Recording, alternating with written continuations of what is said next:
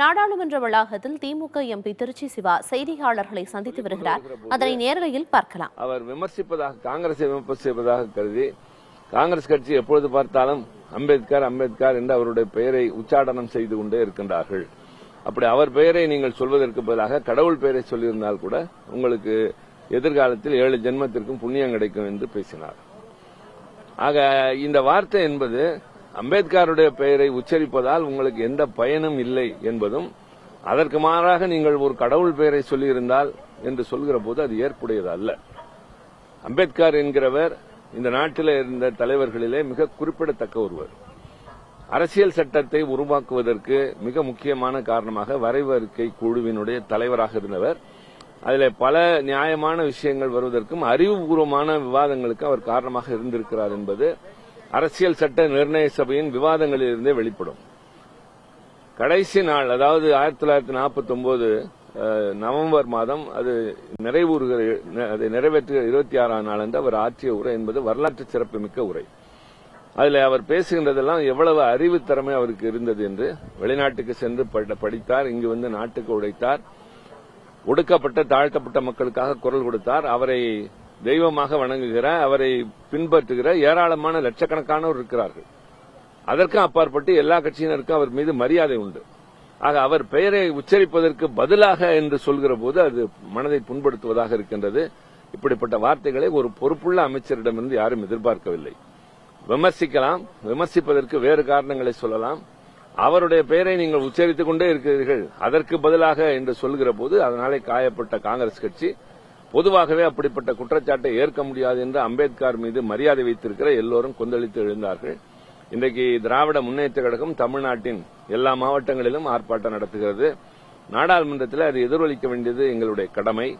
காலையிலே மக்கர் துவார் என்று சொல்கிற அந்த நுழைவாயிலில் எதிர்க்கட்சியினர் ஆர்ப்பாட்டம் நடத்தி கொண்டிருந்த போது பதிலுக்கு அவர்களும் வந்து அந்த இடத்திலே ஏதோ தெருச்சண்டையை போல ஒரு சூழ்நிலையை உருவாக்கினார்கள்.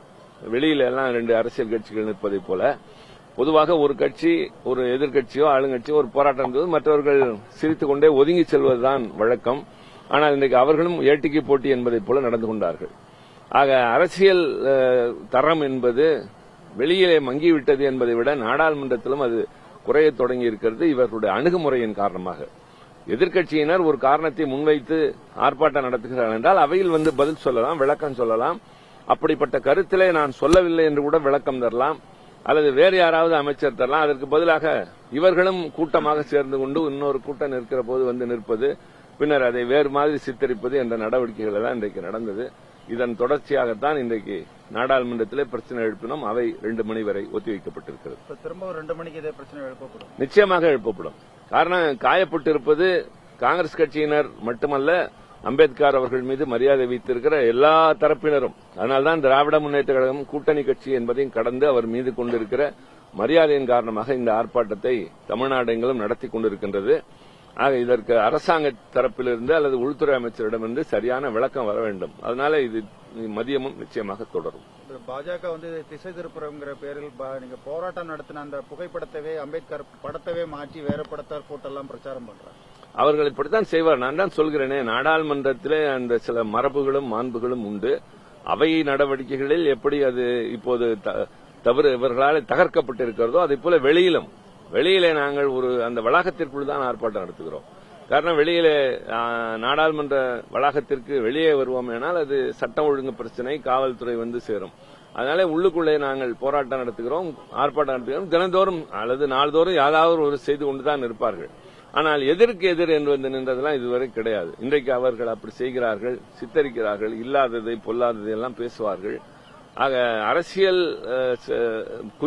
குறியீடுகளை அடைவதற்காக எல்லா விதமான நெறிமுறைகளையும் இதுநாள் வரை பின்பற்றி வந்த மரபுகளையும் தகர்த்தெறிவது என்ற ஒரு அணுகுமுறையோடு அவர்கள் நடந்து கொண்டிருக்கின்றார்கள்.